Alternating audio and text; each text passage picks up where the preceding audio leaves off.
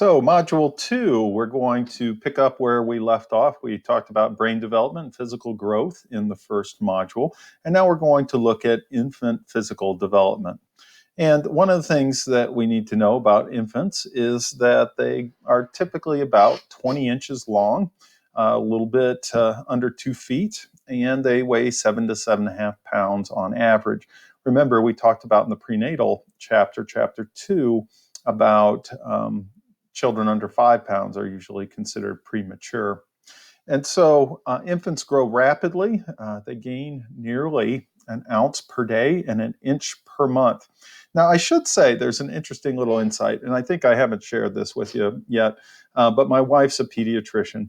And so you can imagine what it's like going out between a pediatrician and a school psychologist who has taught many years in developmental psychology. But one of the things that we often do are kind of look at and have lots of little tidbits about babies. And one of the tidbits is that when you are first born, you are pretty much weighed the equivalent of like you were weighed with your clothes on, sopping wet. And that's because infants or babies retain a lot of fluid when they go through the whole birthing process. And so the first week or so afterwards, they actually lose weight. And then they start again by gaining weight. So it is not at all uncommon for babies to weigh something right after birth, which is usually what we ask and report. But a week later, they usually weigh a fair amount less. And then, of course, everything is reoriented. The babies start getting fed.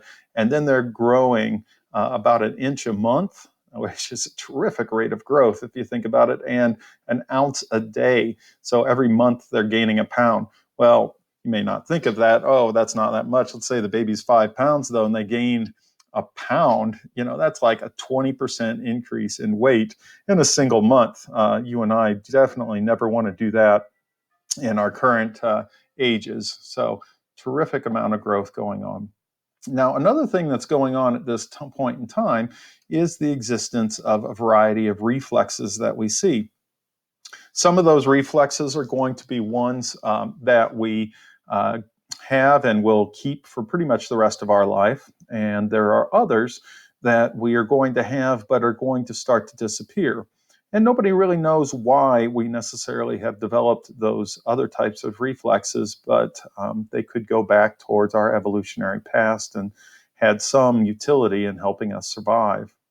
So you can see here, what we're going to first talk about is what we refer to as survival reflexes. And if you look at that list real quickly, you're going to see that pretty much all of those continue to be reflexes for us. And they're called survival reflexes because they help us survive. Now, the blinking reflex, anybody who has ever played the flinch game, which is basically where somebody goes like they're going to hit you, and if you blink at that point, you've, quote, lost the game, and then you usually get hit in the shoulder really hard. Or maybe that was just middle school boys when I was growing up. So the blink reflex is there, and it never goes away. Breathing reflex, thank heavens it's there. I don't think we'd last long as a species if we spent all our time just thinking about breathing. So we often take it for granted. And to the point now, there's things that are called meditation or mindfulness that the whole focus is reacquainting yourself with breathing. But it is a reflex. We don't have to think about it. It just happens. The pupillary reflex, that is the eye and how much light it lets in, it adjusts automatically, which of course it does fairly well and quite quickly. Never quite fast enough. If you've ever gone from very dark environment to a light environment very quickly, it kind of blinds you, or vice versa. You go from very light to a dark environment, you just can't see anything. So that's a pupillary reflex.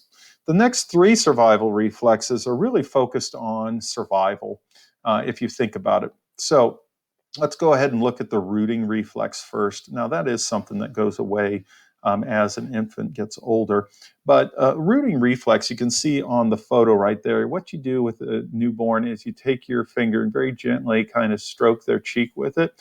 And what they will then do is turn their mouth and open it.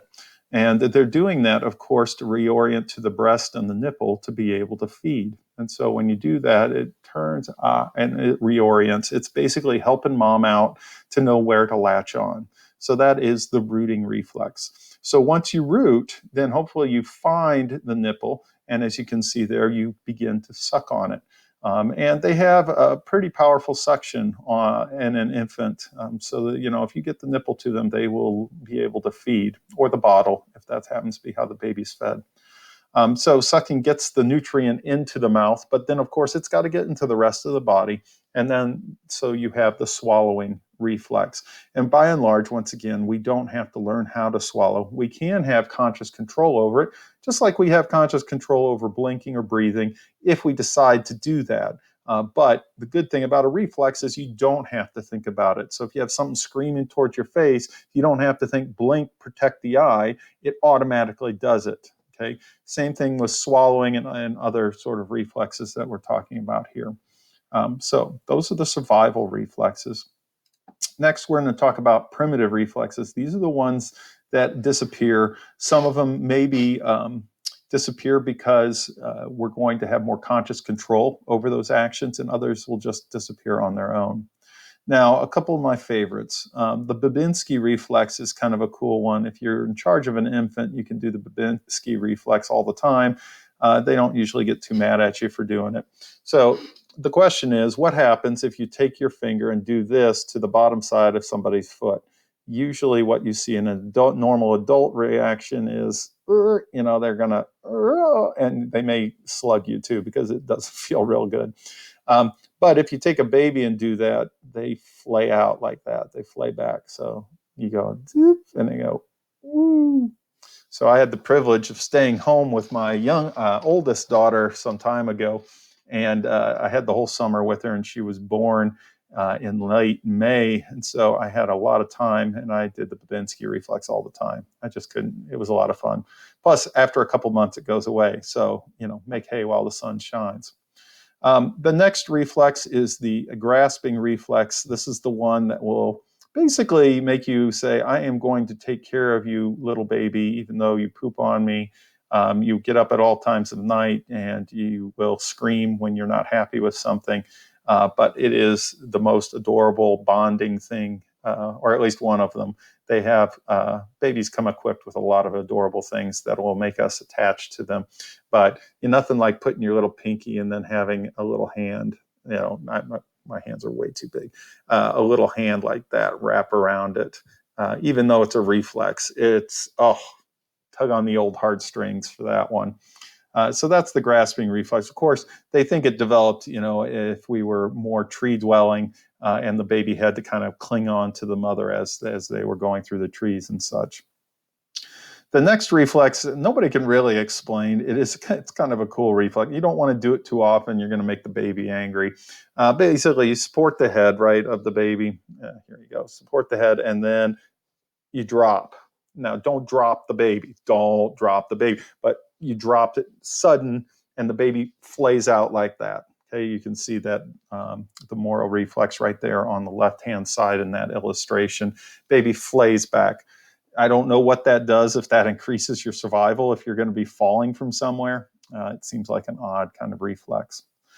Swimming reflex, babies will automatically kind of start a dog paddle, and they have a mechanism where something in the back of their throat cuts off when they feel themselves immersed in water so they don't drown by inhaling water. And they have that capability of swimming.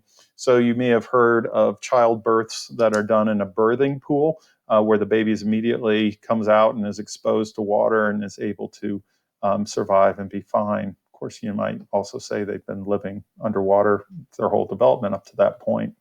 The swimming reflex will go away eventually, but it is another survival kind of mechanism, but primitive.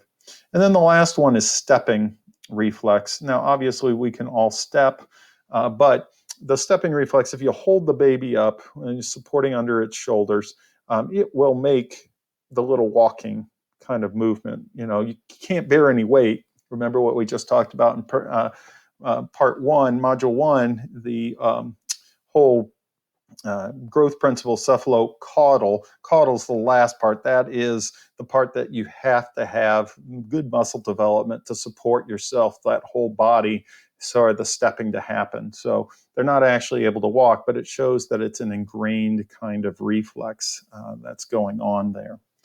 Now, there are a whole lot of other reflexes. Those are the big ones: survival and primitive. And so your book, I believe, has a breakdown of all of these and some of the significance between the survival and primitive reflexes. Actually, looking at that list, I think we got most of them, but I didn't talk about exactly how long most of these last and why those are significant for individuals to have.